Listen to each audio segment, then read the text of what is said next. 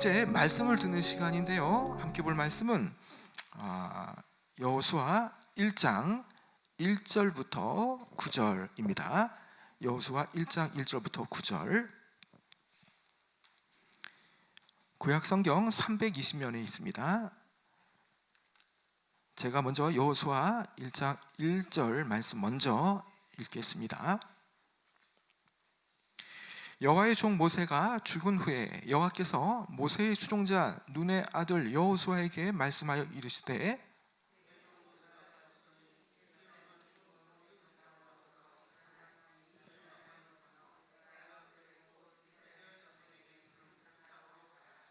내가 모세에게 말한 바와 같이 너희 발바닥으로 밟는 곳은 모두 내가 너희에게 주었노니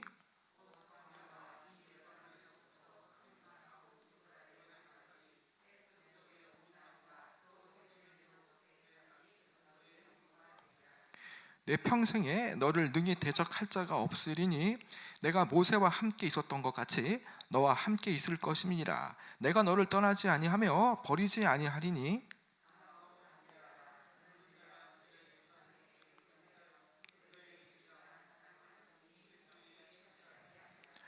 오직 강하고 극히 담대하여 나의 종 모세가 내게 명령한 그 율법을 다 지켜 행하고 우로나 좌로나 치우치지 말라. 그리하면 어디로 가든지 형통하리니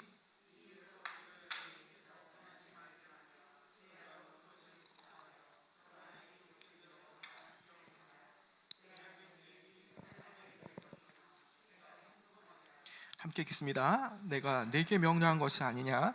강하고 담대하라. 두려워하지 말며 놀라지 말라. 내가 어디로 가든지 내 하나님 여호와가 너와 함께하느니라 하시니라. 아멘. 명절 앞인데요, 우리의 마음이 벌써 고향에 한층 더 가까이 간 것처럼 느껴지죠. 오늘 이 말씀을 보게 되어지면 하나의 전환점을 이루고 있습니다.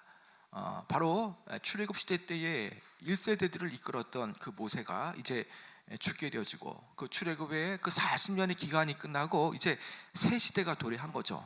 모세가 죽은 다음에 모세의 지도력이 똑같이 여호수아에게 오게 되어지고 이제 여호수아는 20세 이상의 사람들 다 죽고 이제 20세 이하의 어린아이들 또 다음 세대를 이끌고 모세와 같이 이제 그러한 방식으로 가나안 땅으로 들어가야 하는 것입니다. 이제 여호수아는 모세의 뒤를 이어서 여호와 하나님 앞에 새로운 지도자로 임명되었고 또 그 사명을 이제 부여받게 되어지는 것이죠. 여러분, 모세는 죽었지만 여전히 하나님의 계획은 살았고요. 또 모세가 했던 것과 똑같이 여호수아는 그 일을 감당해야 하는 겁니다.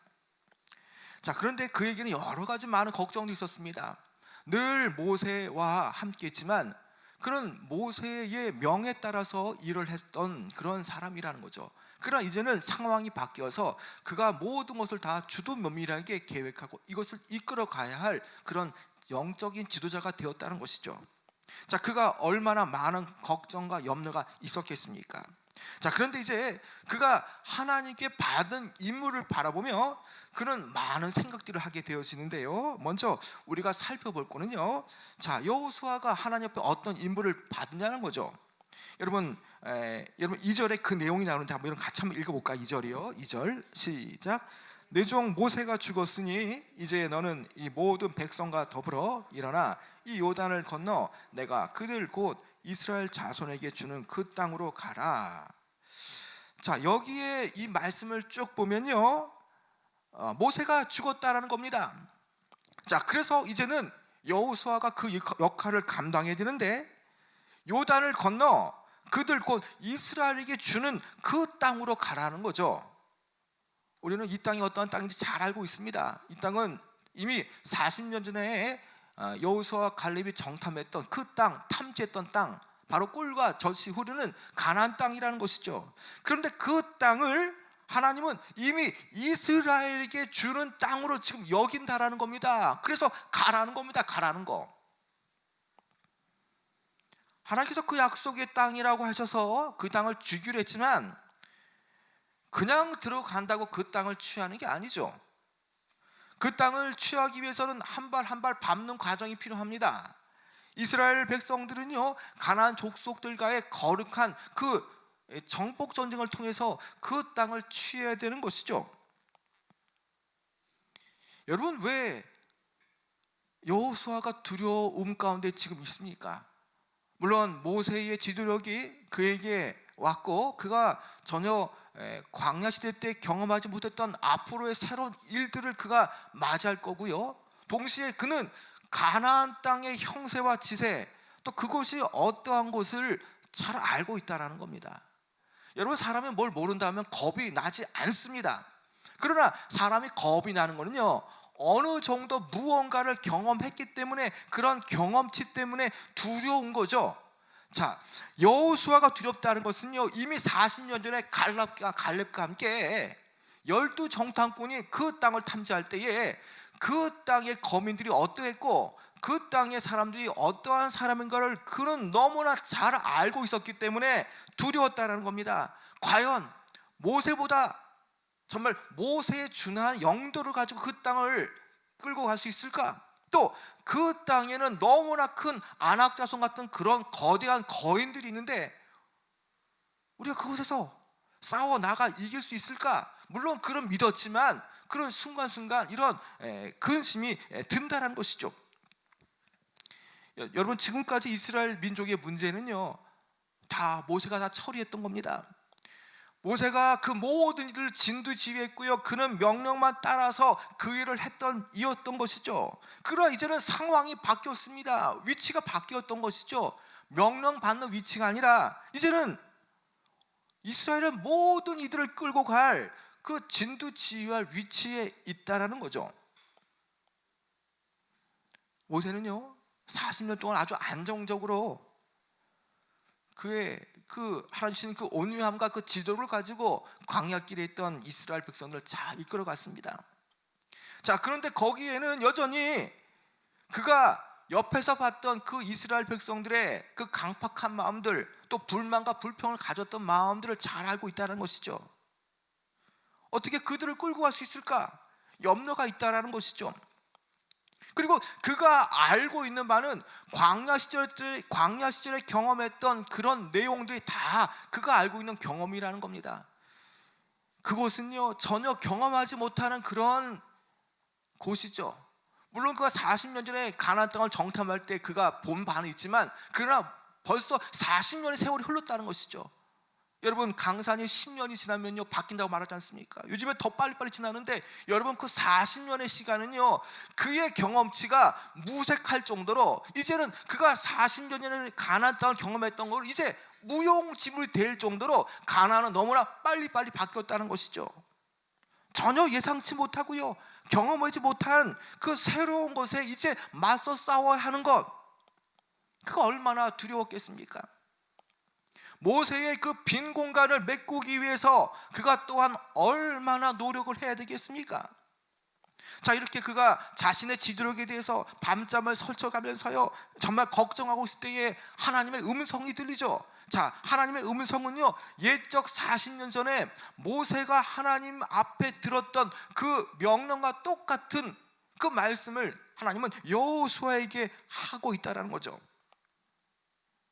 출애굽기 3장 12절에 보면요, 모세가 호렙산에서요 이스라엘을 이끌어갈 지도자로 부름받을 때에 하나님은 그렇게 말씀합니다. 출애굽기 3장 12절에 보면 하나님이 이르시되 내가 반드시 너와 함께 있으리라. 내가 그 백성을 애굽에서 인도하여 낸 후에 너희가 이 산에서 하나님을 섬기리니 이것이 내가 너를 보낸 증거니라. 여러분, 여기에서 하나님께서 모세에게 말씀한 바가 무엇입니까? 내가 반드시 너와 함께 있으리라. 여러분, 사람은 다 거의 비슷합니다. 모세가 지도자로 세움받을 때에 그 또한 걱정이 있었고요, 여호수아 또한 지금 걱정이 있다는 거죠. 자, 그런데 하나님은요 그 모든 것을 다 기억하고 있다는 겁니다. 모세가 걱정했던 때, 모세가 지도자로 부름받을 때 염려했던 그 부분들, 그리고 동일하게 40년 뒤에 여호수아가 지금 걱정하고 있는 걸 너무나 잘 알고 있다는 겁니다. 그래서 그에게 말씀하는 바가 무엇입니까? 근심하고 있던 여호수아에게 하나님께서 모세와 똑같이 말씀하는 부분이 과연 무엇입니까? 여러분, 5절인데요 같이 한번 읽어볼까요? 5절이요. 5절, 자 시작.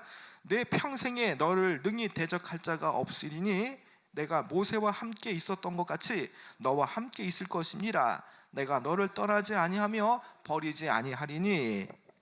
여러분, 여기에 특별히 그 중반절의 내용을 함께 좀 보고자 하는데요, 너와 함께 있을 것임이라, 이 말씀에 집중해 주시길 바랍니다. 자, 여호수아를 향해서 여호와 하나님은요, 가나안 정복의 명령을 말씀하신 이후에 이제 가나안 땅에 그 정복할 그 선봉장으로 여호수아를 지명하고 그 사명을 주실 때에 평생 동안 동행할 것, 동행하신다라는 것, 내가 너와 함께 있을 것이라는 말씀을 지금 그에게 약속으로 주시죠. 여러분, 너와 함께 있을 것임이라는 그 하나님은 어떤 하나님입니까? 바로 임마누엘 하나님 아닙니까? 여러분, 이 말씀은요, 어떠한 저항과 어려움에 그가 부딪힐지라도요, 하나님께서 여호수아와 함께 하시기 때문에 결코 실패하지 않으리라는 것을 말씀을 통해 보여줍니다. 여호수아가 모세의 먼 가까운 발치에서 그 또한 하나님께서 모세를 향한 도우심을 눈으로 목도했습니다. 자, 그러한 모세에게 함께 하셨던 그 역사가 지금 자신에게도 함께 하시겠다는 그 말씀과 약속 앞에 그가 얼마나 큰 위로를 얻게 되었겠습니까? 여호수아가 용사로 전쟁터로 나가게 되었을 때에 하나님께서 능히 그 싸움을 이기게 하시고 그 싸움의 배후에 함께 하시겠다는 그 말씀이 그에게 얼마나 큰 힘이 되어지고 위로가 되어지겠습니까? 여러분, 오늘 이 말씀을 여러분 단순히 관념적으로 이해하지 않으시길 바랍니다. 여러분, 이 말씀은 정말 살아있는 하나님의 말씀이라는 겁니다. 오늘 신약 시대를 살아가고 있는 우리에게 여호수아와 모세에게 했던 그 말씀, 내가 너와 함께하리라는 그 말씀이 오늘 우리가 지금 이 코로나 시대를 맞이하여 살아가고 있는 어려운 때에 동일하게 우리에게 부어주시는 말씀이고요, 교회에게 명하시는 말씀이라는 것입니다. 세상에는요, 똑같은 그 무서움과 두려움 때문에 고생하는 사람들이 너무나 많습니다. 그런데 문제는요, 그 어려움 가운데에 누구와 함께 하느냐가 너무나 중요하다는 것이죠. 여러분, 정말 두려움과 어려움이 있지만 정말 중요한 깨달음은 이 싸움에, 이 고난 속에 과연 누구와 함께 하느냐, 어떤 분이 나와 동행하느냐가 너무나 중요하다는 겁니다. 여러분들은 안심하시기 바랍니다. 여러분들은 결코 혼자가 아닙니다. 여러분 안에 성령이 계시고요, 여러분들 자체가 여러분이 하나님 보실 때 성전이 아닙니까? 하나님이 함께 하심을 여러분 믿으시기 바랍니다. 여러분, 우리가 지금 어려운 길을 걷고 장로님이 기도했던 그 부분처럼 우리가 다 인정하는 것처럼 너무나 어려운 시절을 겪고 있다는 겁니다. 그러나 여러분, 교회는요, 하나님의 역사는요, 사람이 이루는 것이 아니라는 겁니다. 역사는 하나님이 함께 하시고 역사의 물줄기를 트시는 분은 분명하게 우리와 함께 하시는, 살아계시는, 역사하시는 임마누엘의 하나님이라는 것입니다. 그래서 오늘 우리의 삶이 척박하고 어렵지만 내가 너와 함께 하리라는 그 말씀 우리는 꽉 붙잡아야 되는 것입니다. 여러분, 그뿐만이 아니죠. 5절 상반절에 보면요, 이렇게 말씀하죠. 너를 능히 대적할 자가 없게 하리니. 여러분, 얼마나 하나님의 위대하십니까? 너와 함께 하리라 라는 말씀을 붙잡고도 혹 두려울까봐 너를 능히 대적할 자가 없으리니라고 선포토록 하시는 것 아닙니까? 여러분, 우리는 이것을 믿어야 되는 것입니다. 여러분, 리빙스턴이 그 선교의 사역을 잠깐 마치고 옥스퍼드 대학에 이 선교학 박사 학위를 받으러 잠깐 영국으로 돌아온 적이 있습니다. 그곳에 옥스퍼드의 그 신학생들이 그 리빙스턴 선교사를 통해서 이렇게 여러 가지 경험담을 듣고 여러 가지 얘기를 나누게 되어집니다. 자, 그 얘기 가운데 리빙스턴이 이렇게 얘기를 하죠. 학생들 앞에 무섭고 짜증나는 한낮이 계속되고 또 춥고 소름 끼치는 그 어두운 밤이 되어지고, 그때는 정말 나 자신과의 싸움이었습니다. 자, 그 말에, 리빙스턴의 말에 학생들은 고개를 끄덕끄덕거리는 거죠. 온갖 짐승의 공격과 또 그 선교 사역을 방해하는 그 샤머니즘에 빠진 그 흑인들의 방해가 너무나 많았기 때문에 자신 스스로 겪는 고통이 이루 헤아릴 수가 없었다고 말하죠. 심지어 학생들에게 그의 오른팔을 보여주면서 이 오른팔은 사자의 공격으로 해서 지금 이 손 오른팔은 불구가 되었다라고 학생들에게 말합니다. 자, 그때 어떤 학생이 이렇게 질문하죠. 선생님, 선교사님, 어떻게 그 아프리카의 선교 생활을 이렇게 이토록 잘 이겨낼 수 있는 비결이 과연 무엇입니까? 라고 그 질문할 때에 리빙스톤은 잠시 생각에 잠기며 입을 엽니다. 나는 아무것도 한 게 없습니다. 나에게는 어떤 비결도 없습니다. 그러나 하나님께서 내게 말씀하신 내가 세상 끝날까지 너희와 함께 하리라는 그 말씀, 그 약속의 말씀과 그분께서 그분의 십자가가 너를 꽉 붙잡아 주리라는 그 말씀 때문에 그는 그 어려운 아프리카 시절을 믿음으로 견뎌낼 수가 있었다라고 말했던 겁니다. 여러분, 우리는 뭐 그 정도 수준은 아니겠지만 그런 동일하게 내가 살아가는 그 현장이 가장 어렵습니다. 세상에 수많은 도전과 위협, 자, 그것뿐만 아니라 내가 무언가를 할 때에 이것이 정말 잘 될 것인가라는 그런 막연한 두려움이 또 실패에 대한 염려가 우리 앞에 엄습하는 것이죠. 그러나 여러분, 우리가 승리할 수 있는 비결은 과연 무엇입니까? 내가 내 힘으로 하는 게 아니라 하나님이 함께 하심을 경험하기 때문에, 그리고 하나님이 너를 떠나지 않으리라는 그 말씀 때문에 우리는 소망을 가질 수가 있다는 겁니다.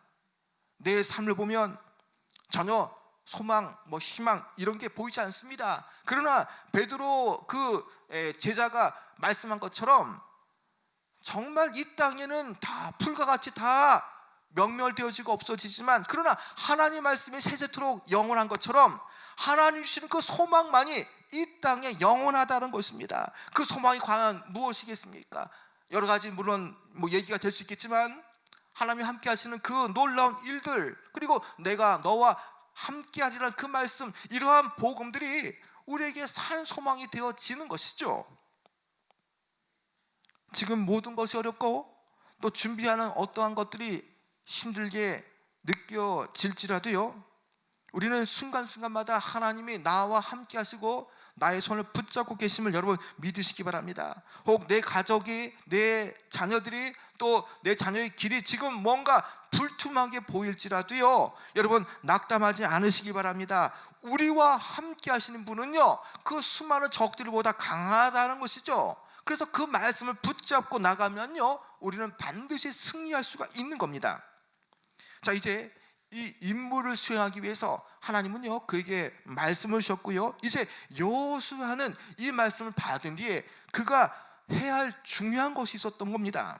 자, 그것은요, 그에게는 하나님의 말씀을 지키겠다는 그런, 그 말씀만을 의지하겠다는 그런 각오가 필요하다는 거죠. 각오가. 하나님은 이것을 어떻게 말씀을 주십니까? 여러분 6절 한번 같이 한번 읽어볼까요? 6절이요. 자, 시작.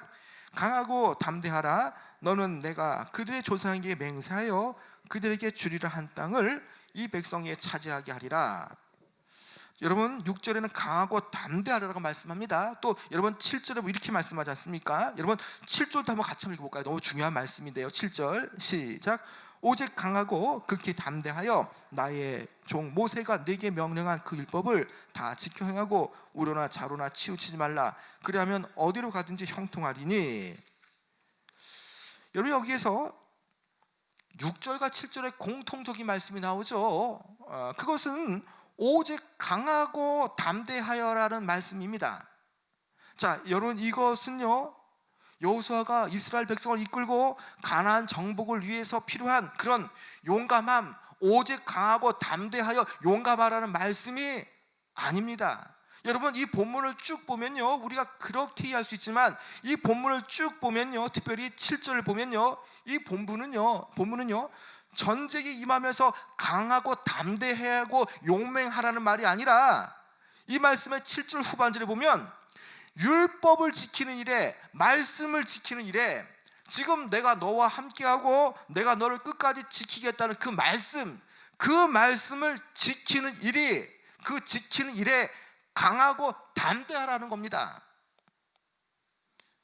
여러분 지금 이 상황은요, 이스라엘이 정복 전쟁을 벌여가며 이제 새롭게 그 다음 세대가 가나안 땅에 들어가서 하나님의 그 허락하신 땅을 넓혀 가야 할 그런 상황인 거죠. 그러면 당연히 그 여호와 하나님께서 말씀하신 부분들은 어떤 식으로 이 싸움을 벌여가며 어떤 식으로 땅을 넓혀가느냐, 당연히 그 전쟁에 대한 그 전술 전략이 필요합니다. 그러나 여러분, 하나님은요 어떻게 싸우는 게 중요한 게 아니라 온 마음을 다해 그 주신 율법 말씀을 준수하는 것이 전쟁에 승리하기 위한 비결이라고 말씀하고 있는 것이죠. 여러분, 승리의 요건은요 세상처럼 어떤 이기는 전략, 어떤 이기는 방법, 그게 아니라는 겁니다. 오히려 하나님은요 아무런 계획이 없는 것처럼 보입니다. 어떠한 하나님은 전력과 전술을 보여주지 않는 것처럼 보이지만, 그러나 진정한 그 승리는요 하나님의 그 말씀하신 부분을 놓치지 않고 그 말씀을 기억하고 그 말씀을 듣고 순종하고 준수하는 데 있다는 겁니다. 하나님께서 내가 너와 함께하리라, 내가 너를 끝날까지 지키리라, 그 말씀을 들었지만, 마치 말씀을 들었지만 옥토 같은 그런 마음밭이 아니라면 어느새 새가 와서 그 말씀을 먹을 수 있는 것이죠. 여러분, 그렇기 때문에 주신 말씀을 붙잡고 사는 것, 그 말씀과 율법을 준수하고 순종하는 것이 얼마나 중요한지 모른다는 것입니다. 이 약속의 땅을 정복하는 일에 가장 관건은요 결코 어떤 군사력이라든지 전략 전술이 아니라는 겁니다. 하나님과의 올바른 관계를 유지하기 위해서 얼마큼 말씀 앞에 순종하고 그 율법을 준수하느냐, 그 여부에 달려있다는 겁니다. 하나님께서는요 새 지도자의 여호수아에게 요구하시는 것은 두려움 없는 그 용맹함이 아니라, 전쟁에 필요한 그런 방법이 아니라, 먼저 열정적으로 율법을 지키겠다라는 그런 강한 의지와 각오를 지금 주님은 원하신다는 것이죠. 그래서 여러분 7절 이렇게 말씀하지 않습니까?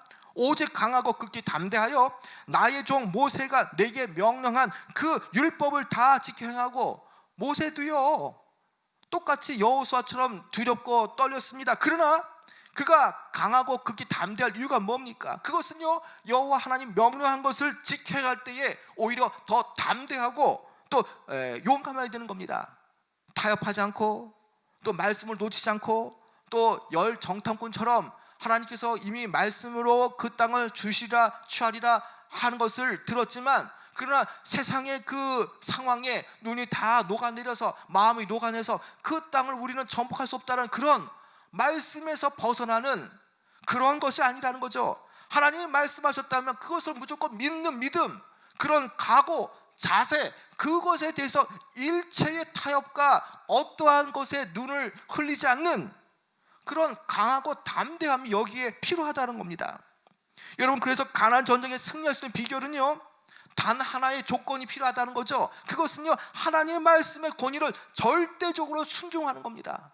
여리고 성을 봤을 때도요, 돌 때도요, 성 안에 있는 그 적들이 어떻게 말합니까? 저들이 미친 것은 아닌가 생각하지 않습니까? 어떻게 하루에는 성을 한 바퀴 돌고 마지막 날 7째 날에는 7바퀴 돌 때에 성이 돈다.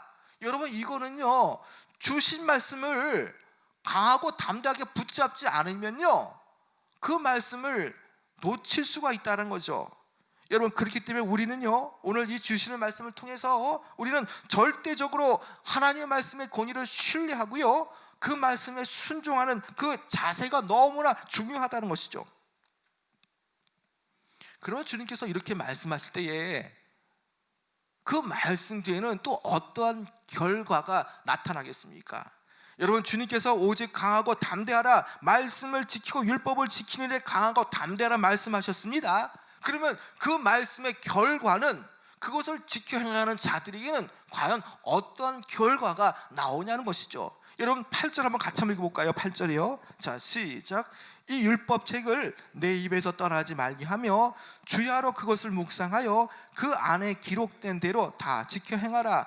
그리하면 내 길이 평탄하게 될 것이며 내가 형통하리라. 여러분, 주님께서 말씀을 내 입에서, 율법책을 내 입에서 떠나지 말게 하며 주야로 묵상하고 그 안에 기록된 대로 다 지켜 행하면, 그리하면 내 길이 평탄하게 될 것이며 내가 형통하게 되리라고 말씀하고 있다는 것이죠. 여러분, 먼저 하나님 말씀을 지키고 유지시키는 방법 몇 가지가 소개되어지는데요, 우리가 하나님 말씀을 놓치기 쉽지만 놓치지 않는 방법은요, 먼저 하나님의 말씀을 주야로 묵상하는 겁니다. 이 주야로 묵상한다는 것은요, 나지막한 목소리로 하나님의 말씀을 읊조리고 또 그 말씀의 그 목적에 그의 온 마음과 또 마음을 집중하여 사색하고 하는 그런 행위를 말하는 것이죠. 결국 주야로 묵상하라는 말씀은요, 하나님의 말씀을 마음속 깊이 새겨서 그것을 생활에까지 적용하고 그것을 반영하는 것을 말하는 겁니다. 여러분, 하나님의 말씀을 묵상한다는 것은요, 그냥 생각하고 끝나는 게 아니죠. 그것은요, 말씀의 묵상을 통해서 어떤 일을 도모하게끔 그 말씀이 내 자신을 변화시키는 것이죠. 말씀이 들어가야만 그 마음이 새롭게 되어진다는 것이죠. 그래서 그 새롭게 되어진 말씀, 그것을 붙잡고 하루 종일 그 말씀을 마음판에 새기며 그것을 약속으로 그것을 가지고 또 그것을 가지고 하루하루 살아가야 한다는 겁니다. 여러분, 그 다음에는요, 다 지켜 행하라. 자, 말씀을 주야로 묵상하고요, 다 지켜 행하라라고 말씀하고 있습니다. 물론 말씀을 묵상하고 듣는 것, 마음에 지는 것 너무나 중요합니다. 그러나 여러분, 이거는요, 반쪽짜리 성공이라는 겁니다. 들은 다음에는요, 이것이 실천으로, 삶으로 나타나야 되는 겁니다. 여러분, 믿음도, 여러분, 죽은 믿음, 살아있는 믿음 있지 않습니까? 여러분, 그 믿음이 살아있는 믿음 뭡니까? 행함 있는 믿음이라는 것처럼 내가 들었던 그 하나님의 말씀을 묵상했다면, 그 말씀을 내 마음 가운데 되뇌이다면 어느새 성령께서 내 마음 가운데에 주시는 그 마음이 있다는 겁니다. 그 마음대로 실천하고 그 마음대로 그 삶을 나타내는 것이죠. 예를 든다면 예수님께서 삭개오를 부르실 때에, 그 말씀을 들었을 때에 삭개오는 그의 마음 안에 많은 생각들이 들었습니다. 그동안 그가 토색하고 또 그것을, 남의 것을, 남의 그런 어떤 그런 새들을 그가 세리장이라는 이름으로 합법적으로 강탈했다면, 주님께서 그 말씀을 들을 때 그 마음 안에 자신의 그 뉘우침이 생겼다는 것이죠. 그 뉘우침으로 끝나는 것이 아니라 그런 행동으로 보여야 하는 것이죠. 오히려 그는 나가서 많은 그 사람들에게, 가난한 자들 또 토색한 자들에게 몇 배 이상으로 갚아주는 것, 그런 자세가 나타나는 것이죠.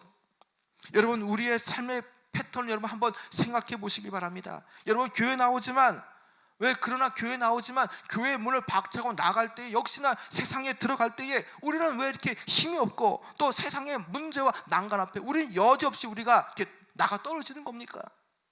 여러분, 그것은요, 말씀에 힘이 없는 것이 아니라 우리의 삶의 패턴과 반복적인 삶 속에서 그 말씀을 붙잡고 그 말씀을 유지시켜 나가는 방법을 우리가 잘하지 못하기 때문인 것입니다. 여러분, 왜 우리가 이렇게 날마다 무력해집니까?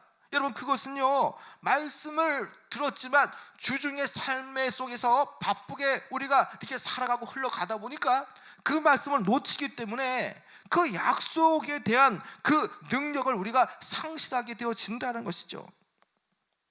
여러분, 말씀을 지니고 있다면요, 그 말씀은 능력이 있게 되어집니다. 말씀을 내가 지니고 있으면요, 말씀에는 능력이 나타나고요, 말씀을 붙잡으면 그 안에 생명이 나타나는 것이죠. 여러분, 왜 그렇습니까? 하나님의 말씀을 입으로 읽을 때에 비로소 우리는 그 성경 속에서요, 하나님이 어떻게 역사하시는 분인지를 우리가 알게 되어집니다. 그것을 알게 되어질 때에 하나님의 그 능력이 우리의 그 모든 삶의 배후에 나타나는 것을 경험할 수가 있다는 것이죠. 어떤 사람은 날마다 말씀에 민감성이 있다면 자그마한 것 하나에도 감사와 하나님이 이거 하셨다는 걸 깨닫지만, 말씀이 가려지면요, 영적으로 우둔하여서 하나님의 그 어떠한 그 세미한 그런 것들도 놓치기 쉽다라는 것입니다. 여러분, 그렇기 때문에 우리는요, 주중에 아무 생각 없이 살아가는 것이 아니라 우리는 말씀을 들어야 되고요, 우리가 말씀을 놓치도록 만드는 그 세상의 우겨쌈에 대해서 우리는 당연히 우리는 말씀 붙잡고 그것을 이겨내야 하는 것입니다. 여러분, 왜 새벽 예배가 있고요, 수요 예배가 있고 금요철 예배가 있습니까? 주일날 말씀을 한번 들어서 그 말씀을 하나 붙잡고 우리가 주중생활, 직장생활 하기가 힘들기 때문에 반복적으로 말씀을 듣는 시간이 있는 거죠. 그래서 우리가 수요 예배, 금요 예배 이런 것들을 통해서 우리가 날마다 말씀을 반복적으로 섭취하고 그것을 극대화시키는 것이 바로 그런 예배라는 것이죠. 여러분, 이것이 바로 영적 원리라는 것입니다. 계속적으로 우리가 약속의 말씀을 놓치지 않도록 우리가 말씀을 붙잡고 살아가는 것이 너무나 중요하다는 것이죠. 여러분, 원수 마귀 사탄은요, 될 수만 있다라면 하나님의 말씀 앞에 의심하게 만듭니다. 하나님의 말씀을요, 신뢰하지 못하게 만드는 것이죠. 세상의 많은 문제와 난관을 보게 하는 것이죠. 그리고 계속 그 문제를 극대화시켜서 여리고 성처럼 크게 하여서 그 말씀 가지고는 그것을 어떻게 해결할 수 있느냐, 산더미 같은 그런 문제가 너 앞에 있는데 이거 어떻게 해결할래? 여러분, 그런 식으로요, 말씀을 놓치고 세상의 실패와 세상의 더 어려운 것들을 보여줘서 말씀을 놓치게 만든다는 것입니다. 여러분, 그렇기 때문에 우리가 말씀을 보고 기도하고 또 말씀을 내 삶 안에 적용하는 것이 너무나 중요하다는 것입니다.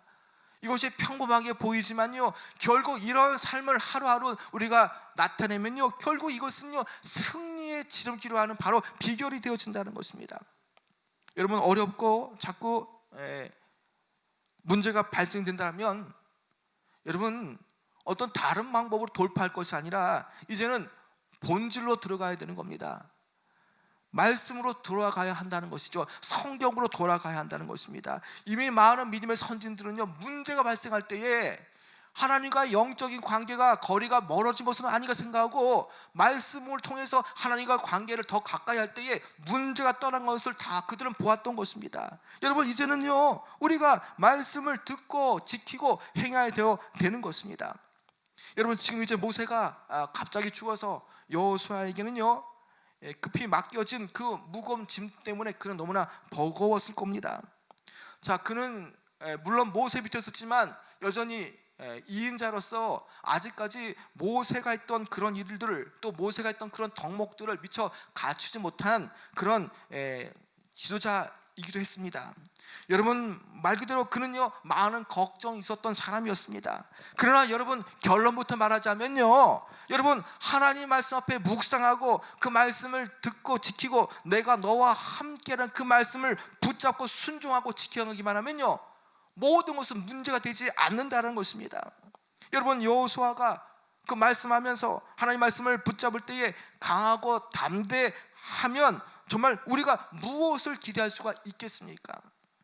여러분, 8절에 여러분 7절과 8절에 보면요, 7절과 8절에 공통적인 부분이 있습니다.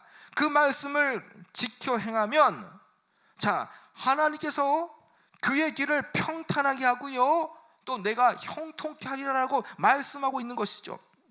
그가 율법책에 그 말씀을 주야로 묵상하고 실천하면 그가 가는 길이 평탄하고 형통해질 거라는 겁니다. 말씀을 지켜 행하기가 쉽지 않기 때문에 담대하고 강하지 않으면 그 말씀을 지키고 실천할 수 없지만, 그러나 마음을 강하고 담대하게 해서 그 말씀을 실천하면요, 결국에는 하나님께서 그가 가는 길, 전혀 듣지 못했고 보지 못했던 그 새로운 가나안 땅의 길도요, 그 가는 정복의 길, 그 길도 평탄케 하시고 그가 가는 모든 것을 형통하게 해 주신다는 말씀이라는 것입니다.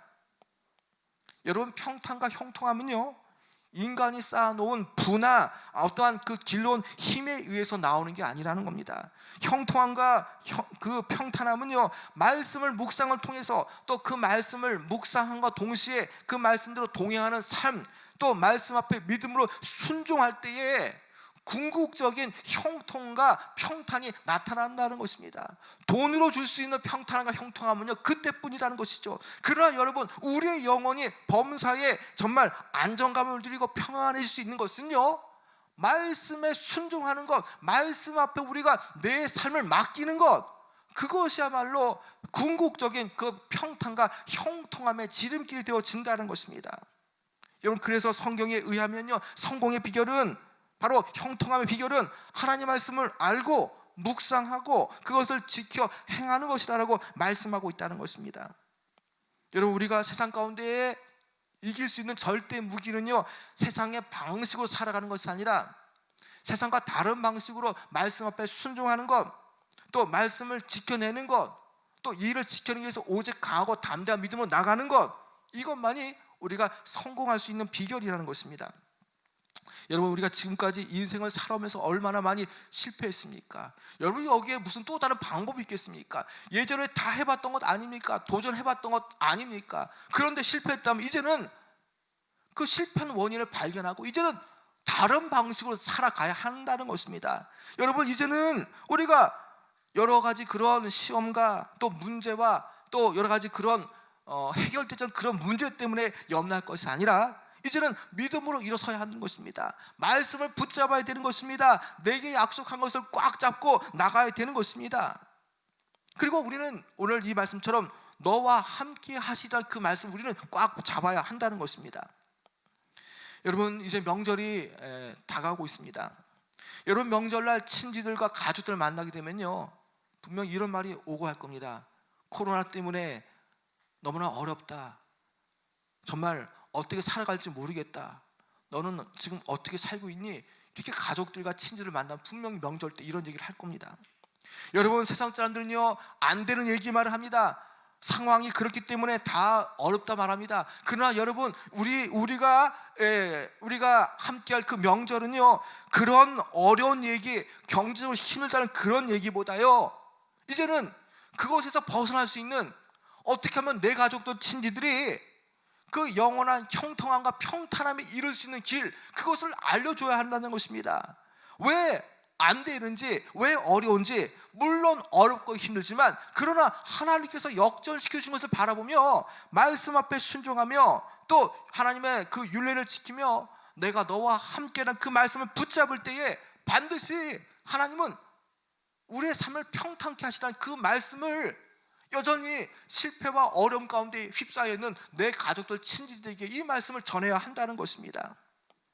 여러분, 우리는요, 말씀에 순종하면요, 우리의 인생은 성공할 수가 있습니다. 주님의 말씀은요, 분명하게 변개치 않으시고 세세무궁토록 영원한 하나님의 말씀이라고 말하는 것 아닙니까? 그렇다면 우리가 날마다 이 율법책을 내 입에서 떠나지 말고 주야로 그것을 묵상하며 그 안에 기록된 대로 다 지켜 행하면 내 길이 평탄하게 되리라, 내가 형통케 하리라. 여러분, 그 말씀을 전하는 그런 추석 명절이 되어져야 한다는 것입니다.